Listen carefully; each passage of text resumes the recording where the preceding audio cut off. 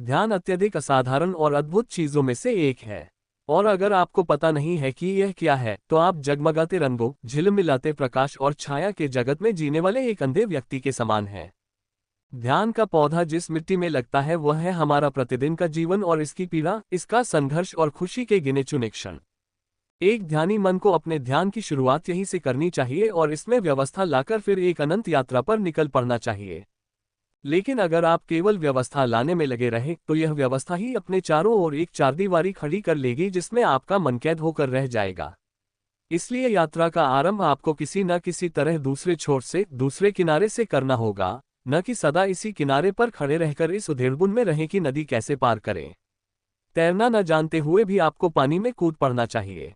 और ध्यान का सौंदर्य ही यही है कि आपको कभी पता ही नहीं चलता कि आप कहाँ हैं, कहाँ जा रहे हैं, लक्ष्य क्या है। ध्यान दूसरे व्यक्ति से नहीं सीखा जा सकता।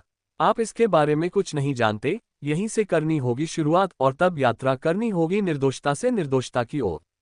ध्यान कोई बौद्धिक प्रसंग नहीं है। जब हृदय मन के भीतर प्रवेश करता है तो मन की गुणवत्ता बिल्कुल भिन्न हो जाती है। तब मन वस्तुतः असीम होता है, न केवल अपने सोचने विचारने और कार्य करने की क्षमता में बल्कि एक अनंत विस्तार में जीने के अर्थ में भी, जहां आप हर चीज का हिस्सा होते हैं। ध्यान प्रेम का स्पंदन है। यह एक या अनेक का प्रेम नहीं है। ये जल के समान है जिसे कोई भी पी सकता है। ये जल सोने के पात्र में रखा हो या मिट्टी के, लेकिन ये कभी खत्म होने वाला नहीं है।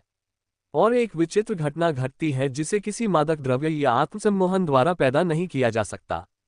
जब आप ध्यान करते हो तो कुछ ऐसा घटित होता है मानो मन स्वयं अपने ही भीतर प्रवेश करने लगा हो, सतह से चलकर तब तक अपने भीतर गहरे से गहरे उतरता चला जाए जब तक गहराई और ऊंचाई अपना अर्थ न खो दे और हर तरह की सीमा समाप्त न हो जाए। इस अवस्था में पूर्ण शांति विराजती है, संतोष नहीं जो इच्छा पूर्ति से प्राप्त होता है, बल्कि एक ऐसी शांति जिसमें सौंदर्य, व्यवस्था और गहनता है।